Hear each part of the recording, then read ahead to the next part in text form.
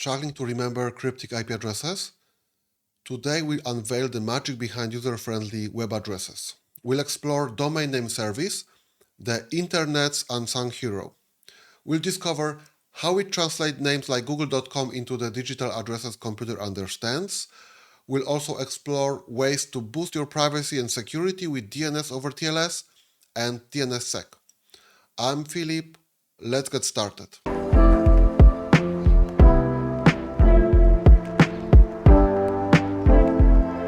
Let's quickly go through the basics of DNS, one of the most important and critical services.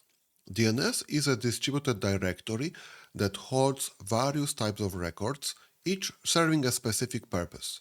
The most important record type being an A record. A stands for address. It maps a domain name to an IPv4 address. When a device wants to establish a connection to a server on the internet, it needs to know the destination IP address and port. So, when you open your browser and type google.com, then your computer's DNS resolver will usually contact a recursive DNS server and ask about target IP address. The DNS server will return the IP address to the client. Once the IP address is obtained, your computer can establish the connection using that IP address and receive data. This process of converting domain name to its corresponding IP address is called a DNS resolution. In other words, computers don't use names like google.com to connect. That's just for our convenience. Computers need IP address as numbers. First thing to note is that DNS information isn't stored in one central location. Instead, it's spread out across a vast network of servers called name servers. These name servers work together to maintain and distribute the directory of domain names and their corresponding IP addresses. So, each of the name servers spread across the world holds different domains. Each domain has its own designated name servers. Servers that hold the definitive information about a specific domain name is called an authoritative server for that domain. So, for example, this server holds information about google.com and is the authoritative server for google.com domain. This server holds information about amazon.com and is an authoritative server for amazon.com domain, and so on. Single name server can hold multiple domains. Decentralization helps to ensure scalability and avoids a single entity controlling the entire directory. How do we know which server to connect to get the required information for a specific domain? In other words, how do we know which server is an authoritative name server for a particular domain? The name servers are organized in a hierarchical way, with each level responsible for a specific portion of the domain namespace. At the top, there are 13 sets of DNS servers labeled A through M, called the root servers. Each set of root servers is actually a group of individual servers operated by different organizations in various locations around the world. Those root servers are distributed strategically to ensure redundancy and resilience of the DNS infrastructure. Those root servers contain information about the authoritative name servers responsible for top-level domains like .com, .net, .org, and so on. Then those name servers contain information about authoritative name servers for lower levels, and so on. A tree structure. Let's trace the DNS query for philip.linuxcloudhacks.ovh to see how a recursive resolver traverses the DNS tree.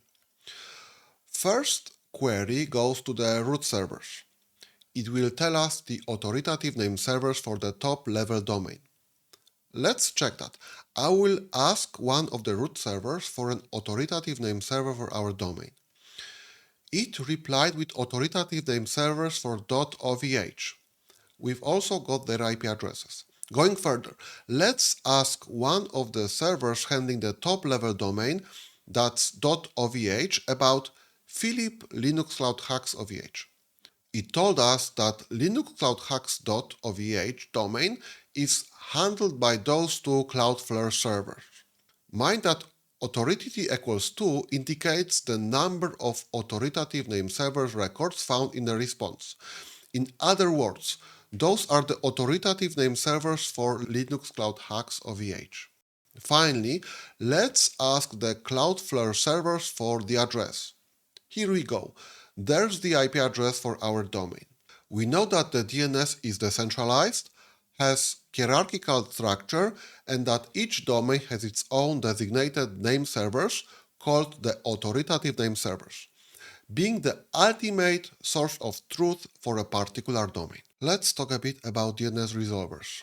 Its primary function is to initiate DNS queries and handle responses from DNS servers to resolve domain names to their corresponding IP addresses. So basically, a resolver hides the complexity of DNS resolution and simplifies the process of finding the authoritative name servers for each domain.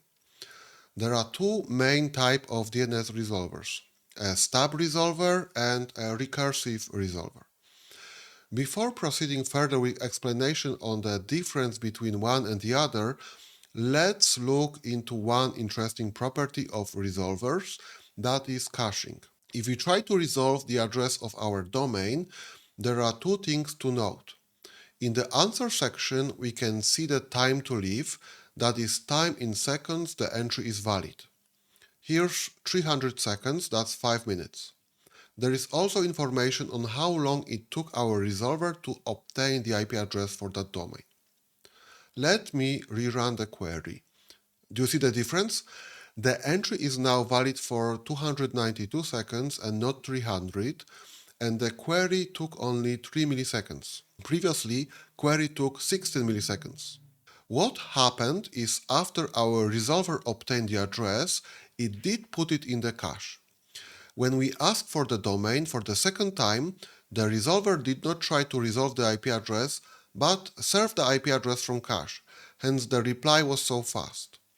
Mind that every entry has a time to leave value.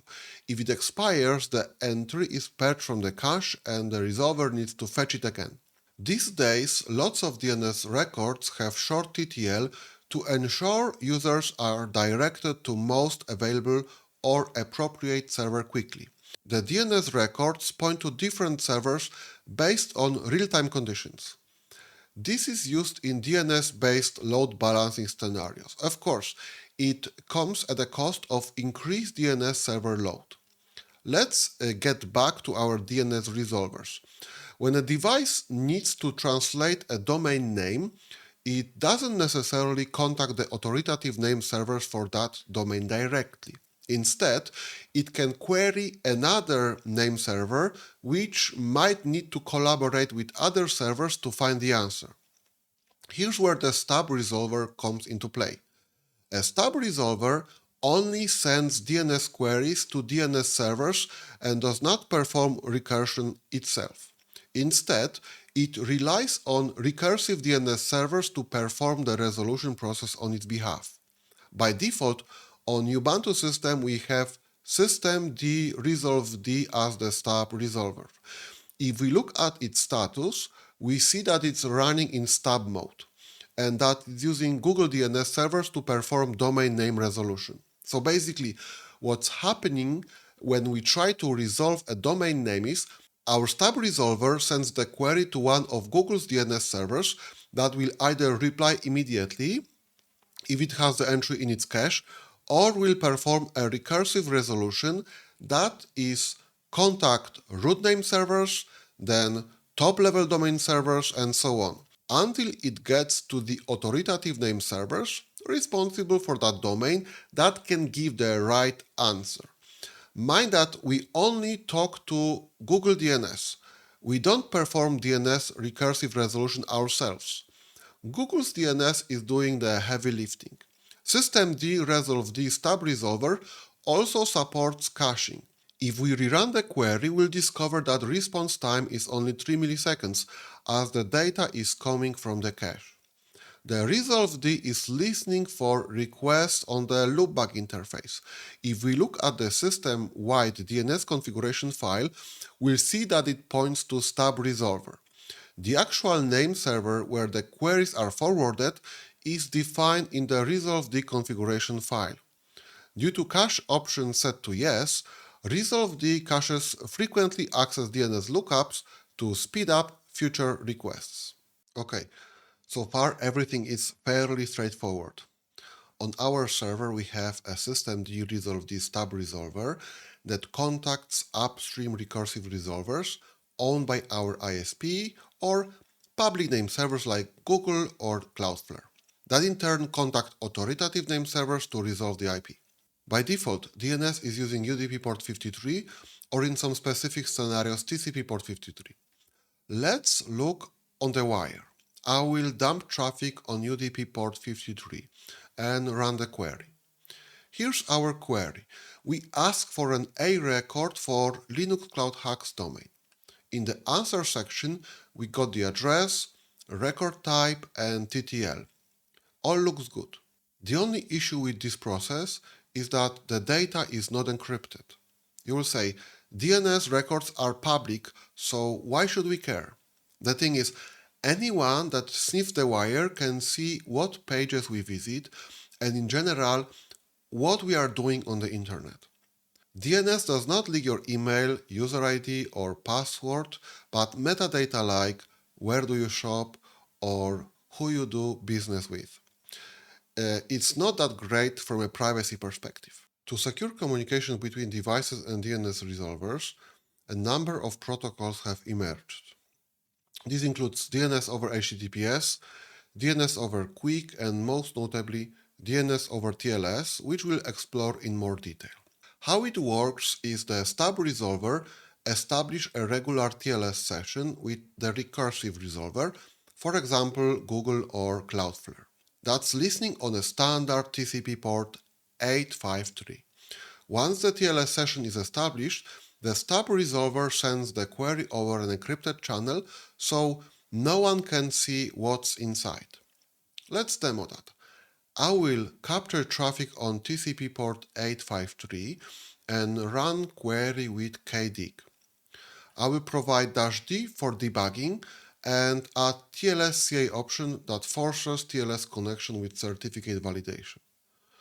We got a reply from the Google DNS resolver, but the connection was over TCP port 853. If we look at the debug output, we'll discover that the TLS session has been established and that certificate has been validated. If we look at the traffic capture, we'll see that it's a TLS encrypted session. Let's try to update our Stub Resolver to use TLS. I will open the ResolveD configuration file and uncomment DNS over TLS option. Now let me restart the resolver. Mind that the recursive DNS we are connecting to needs to support TLS. Google as well as Cloudflare do support it on the same IP. If we look at the resolver status, we'll see the DNS over TLS option enabled. If we query our domain name, we'll see that data was acquired over local or encrypted transport, that's TLS. Mind that the TCP connection is not immediately closed, as re-establishing a TLS session is resource intensive. By keeping the connection open for a brief period, subsequent queries can reuse the existing TLS session. This saves time and processing power on both client and the server. Of course, if we run the query again, the result will be taken from cache. TLS not only protects our anonymity so that our queries are not intercepted or monitored, but also protects us from spoofing attacks. We are sure that the data on the wire has not been tampered with and that the DNS server we are connecting to is indeed the correct server. Channel security only solves privacy issues but not allowing third parties to monitor queries between your device and a DNS resolver. But there is yet another issue. It's called DNS cache poisoning, also known as DNS spoofing. Basically, If an attacker can put faulty information in the resolver's cache, then traffic for a particular domain will be redirected to a different server. Resolver has no way of checking if the information in its cache is valid or not. To mitigate this issue, a new protocol called DNSSEC, that stands for Domain Name System Security Extensions, has been created. It adds cryptographic signatures to DNS records. These signatures can be checked to verify that a record came from the correct DNS server. Mind that DNSSEC does not provide confidentiality. DNSSEC provides integrity. The simplified way it works is each zone has a key pair, a private key for signing and a public key used to validate the signature. You can check the public key of a domain by querying for the DNS key record type. There are two keys. This one with 256 is the public key part of so-called zone signing key. The private part of that key is used to sign a set of records that share the same name and type. Like, for example, all A records for Philip Linux Cloud Hacks OVH. The one with 257 is the key signing key, used to sign the zone signing key. If we query for a record protected with DNSSEC, we'll see its signature under the RRSEC record. Now, the resolver can use the public key from DNS key obtained in previous step to validate the record signature. DNSSEC guarantees data integrity. It protects against tampering of DNS records. Any modification to the records would make the signature invalid. Only the owner of the private key can generate the signature. Moreover, DNSSEC protects us against cache poisoning. Resolvers that validate signatures won't accept tampered data into their cache. Let's quickly look at the response we got. The QR flag indicates it's a response to a DNS query. RD stands for recursion desired. It means that we did request a DNS server to perform a recursive resolution. RA stands for recursion available. This flag indicates that responding DNS server is capable of performing recursive resolution. Lastly, AD flag stands for authentication data, indicates that DNSSEC validation was successful. So, this is a response to a query. We did ask for recursion and the server is able to provide it. Lastly, the response was authenticated using DNSSEC. You can also validate the domain using delf command. We know that DNSSEC validation was successful, so the record has the correct signature.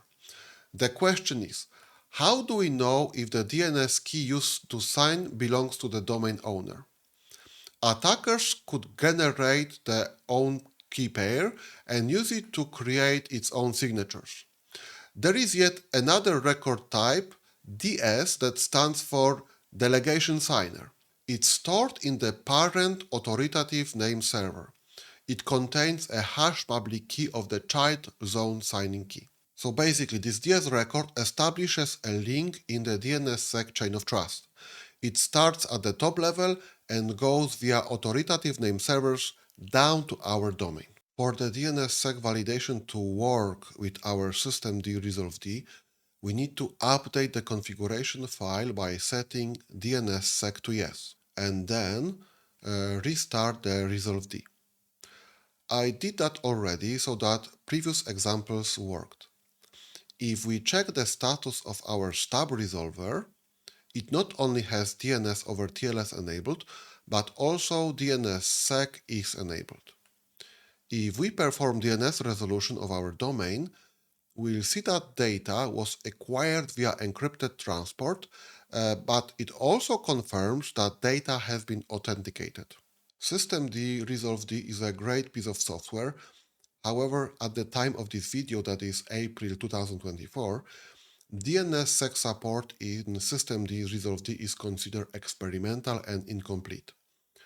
You can use it to cache your queries or establish secure connection to an upstream resolver, but for DNSSEC to work reliably, we need to go to a true recursive resolver like Bind, Power DNS Recursor, Knot Resolver, or Unbound. That we'll use in this example. First, let's install the software with apt-get. Then we need to stop and disable systemd ResolveD and also Unbound resolve-conf service. We'd like to log to a separate file. As Unbound does not run from root, let's first create our log and set respective permissions. Next, let's remove default DNS configuration file. We'll create a new one. I will set the name server to localhost, where our Unbound server resolver will be listening, and also enable eDNS and DNSSEC support. Finally, let me create a new Unbound configuration file. In the server section, let's set Unbound to listen only on the loopback interface. For DNS over TLS to work, let's point our server to a list of certificates. Next, let's set the prefetch option to yes. What it will do is proactively refresh a cached record before it expires. Finally, let's set our log file. Then let's configure Unbound to forward all requests using TLS to Google DNS servers. You just provide IP address, port, and domain name. If you provide multiple servers, Unbound will balance the requests in a round-robin fashion. Finally, let's restart our resolver. Now we have a fully working resolver with caching, secure connection to upstream name server, and DNSSEC validation. If anonymity is your top priority, then you should search for a DNS provider that does not log queries or use profiling. Or you can change Unbound configuration so that it will become a recursive DNS server. Only thing that you need to do is remove this section from the configuration file and restart the server. Now, if you execute a DNS query, Unbound will not pass it to another DNS for resolution, but it will contact root servers and follow down the line of authoritative name servers until it gets an answer. Of course, performance will suffer significantly, but no single organization will have your internet profile. Moreover, if we look at how Unbound is making those queries, it does not send a full domain name to every server. Thanks for watching.